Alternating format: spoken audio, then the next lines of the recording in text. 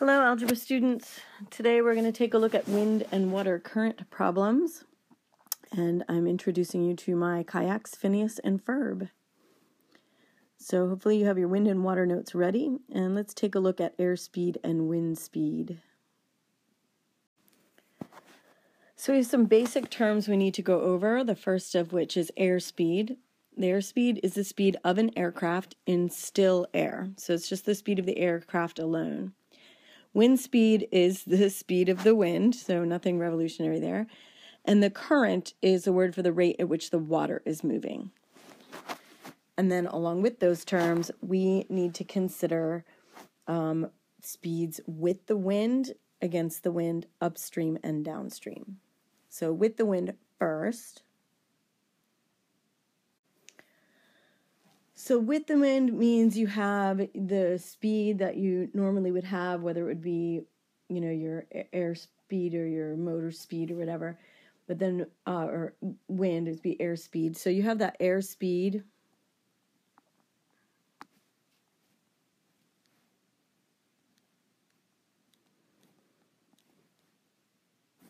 But then you are adding to that the wind speed, because if you're traveling with the wind, then the wind is helping move you along.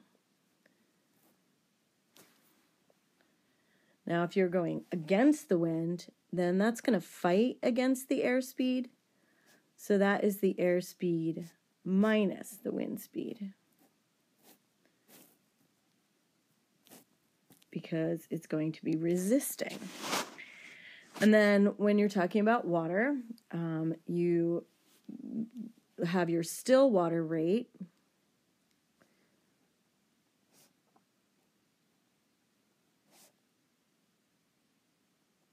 And that could be either like a motor speed or a paddling speed or whatever. If you're going upstream, that means you're going against the current, and that means the current is going against you or resisting you. And so that's upspeed is against the current or minus the current. Now if you're going downstream, then you have your still water rate. Again, that's like paddling or motor or whatever alone. That's still water rate alone. But then if you're going downstream, the current is helping you, so the current is adding to your speed, and so that's plus the current. So just kind of clarifying those terms. So for this first example, we're looking at just some basic average speed problems, kind of thinking about the situation with current and no current. So we have a motorboat traveling at 8 kilometers per hour in still water. So that is that still water rate of the motorboat. The boat makes a trip 24 kilometers downstream and 24 kilometers back. So your job is to find the average speed with no current and find the average speed with a 4 kilometers per hour current. So we have two different problems going on here. So we have our rate, and the rate is that speed alone, no help or anything there. And so they travel, 8 kilometers per hour. They're going 24 kilometers there and back. And then the time that takes, you can take a look at. So we have our total distance is 24 plus the 24, which is the 48 kilometers. And the total time we need to take a look at. So if they're going 24 kilometers in at a rate of 8 kilometers per hour, then it's going to take them 3 hours. And so that total time would be 3 hours plus 3 hours there, 3 hours back. That's 6 hours. And so that is going to give us an average speed of 48 divided by 6. And so that rate is 8 kilometers per hour. Now, again, that's not revolutionary. You're looking at 8 kilometers per hour being the general rate anyway of the boat. And that's the idea with no current, okay, is that you're average speed is total distance divided by the total time. And so, that's going to give us our average speed with no current. When we have a current involved, we have our normal rate, but then when it's downstream, the current is helping. And so the current is 4 kilometers per hour, so that's going with the still water rate. And the distance is still 24 kilometers. Now this rate is 12, and 12 divided by 24 is going to be 2 hours for the time. Now if you're going upstream, you have your still water rate, but the current is fighting against you, so that's -4, and so that's going to give you a rate of 4 kilometers per hour, and the distance is still the same, and so 24 divided by 4 gives us a 6-hour trip. Now when you're looking at the total distance, that's the same as the last problem. It's that 24 kilometers back there and back, so it's 48 kilometers. And the total time is the 2 hours plus the 6 hours, so that gives us 8 hours. Now the rate is going to be distance divided by time. So our average speed or rate is 48 divided by 8, which is 6 kilometers per hour.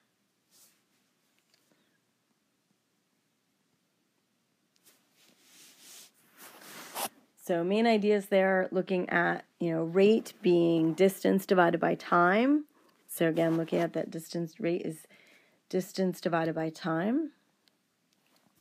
And that when you're looking at, downstream, you're working with the current, and upstream, you're working against. So there's some main ideas that we need to take to the next problems. So you have the rate of a rowboat going upstream being 10 kilometers per hour. And the rate going downstream is 14 kilometers per hour. We're supposed to find the rate of the rowboat in still water and the rate of the current. So R is the rate of the rowboat in still water.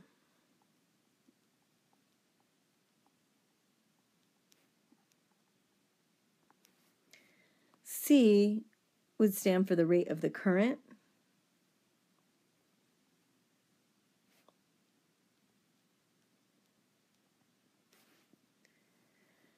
And so if you're going upstream, then you're looking at R minus C, because remember upstream, that current is going against your rate, and that is equal to 10. And if you're looking at going downstream is when the current is helping you, and that is a rate of 14. And so that gives us our 2 equations. So we have a system of equations. You can solve by substitution or elimination here. I happen to kind of notice that we have opposite like terms, so I'm going to go with elimination. And that gives me 2R is equal to 24. Divide by 2, and R is equal to 12. So that gives me a still water rate of 12. And I need to find the current. So I just would take one of the equations. I'm going to take the first one and say, okay, R minus C is equal to 10. I'm going to plug in my R.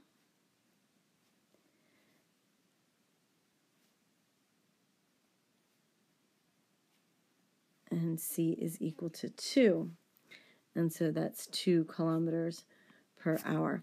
And so the rate of the boat in still water is 12 kilometers per hour.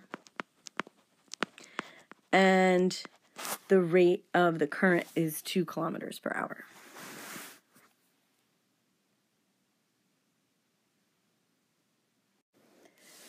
So in the next problem, we're looking at some jet travel. A jet can travel the 6,000 kilometer distance between Washington, D.C. and London in 6 hours with the wind.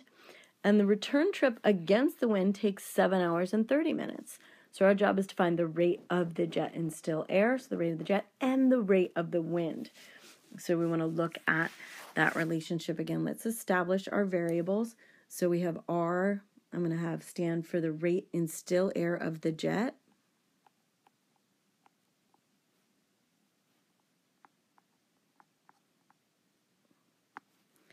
And W will stand for the rate of the wind.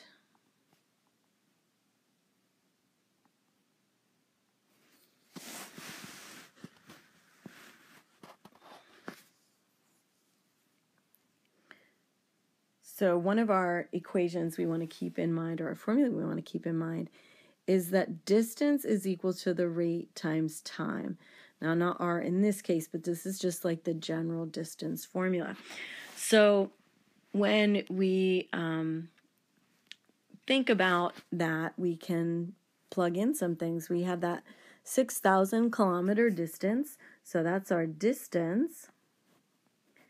And that is equal to the with the wind rate, which would be the rate of the plane in still air plus the rate of the wind.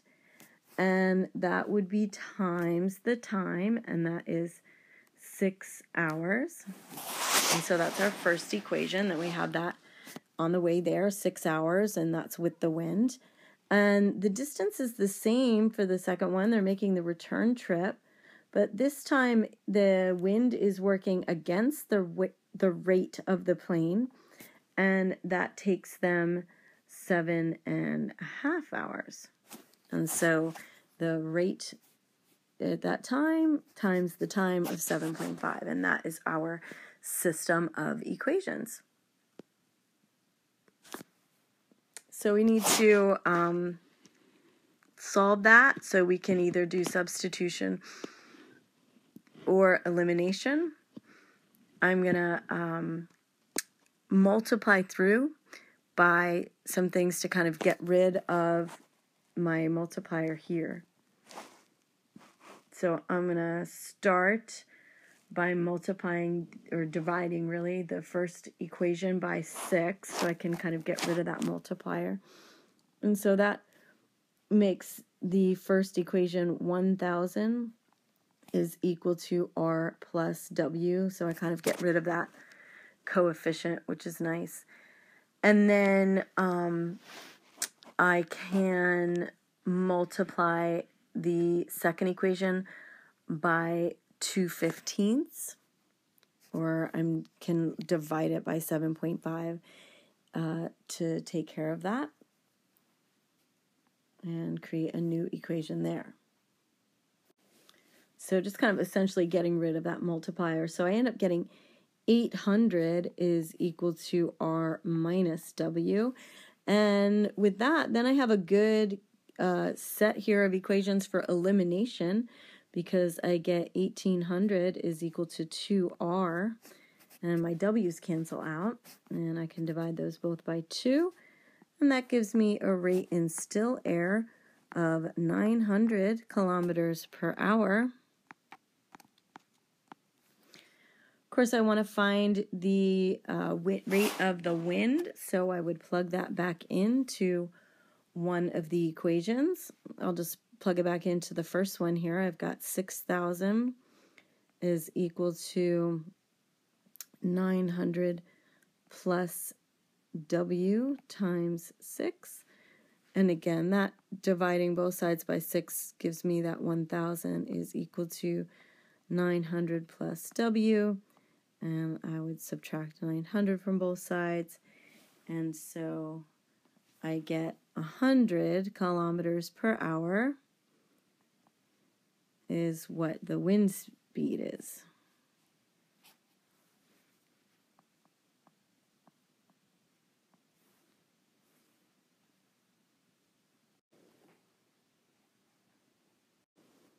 So we're going to take a look at our fourth example here.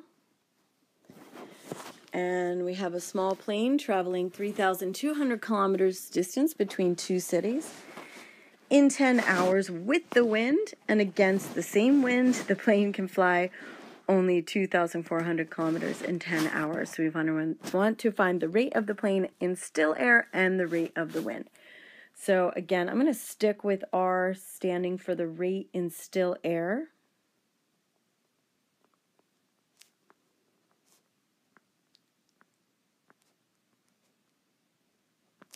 And W standing for the rate of the wind.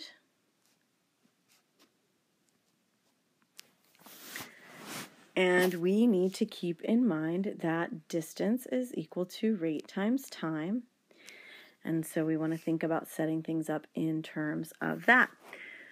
So we have our distance of 3,200 kilometers between two cities. And with the wind, that distance is equal to the rate. And with the wind, that rate would be the rate in still air plus the wind. And that is taking them 10 hours of time. And then for the second equation, the distance is 2,400. And that's against the wind, so the wind speed is working against the rate, so that's rate minus W. And that was, again, saying that it is 10 hours. So now I would like to use elimination. I'm going to multiply both equations by 1/10, or kind of like a giant distributive there. Really dividing by 10 is another way to think about that, just to get two equations. So if I divide the first equation by 10, I'm going to get 320 is equal to R plus W. And if I divide the second equation by 10, or multiply by 1/10, then I'm going to get 240 is equal to R minus W. And that gives me a good setup for elimination. I get 560 is equal to 2R. I can, of course, divide both sides by 2. And that gives me a rate in still air of 280 kilometers per hour. And of course, I want to go back into the original, or one of the original equations. And I want to plug in that 280.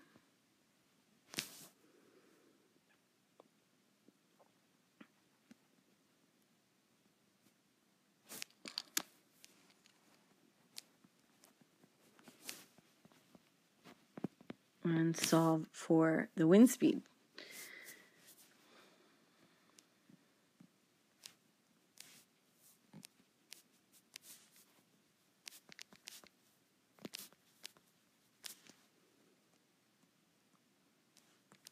So I'm subtracting 2,800 from both sides. That's going to give me 10W is equal to 400. And if I divide both sides by 10, I get a wind speed of 40 kilometers per hour.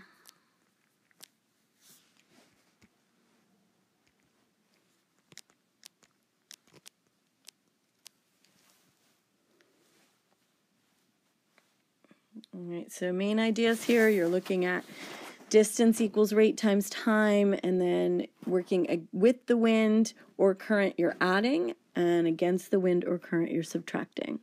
So keeping that in mind, and please bring your questions to your algebra teacher.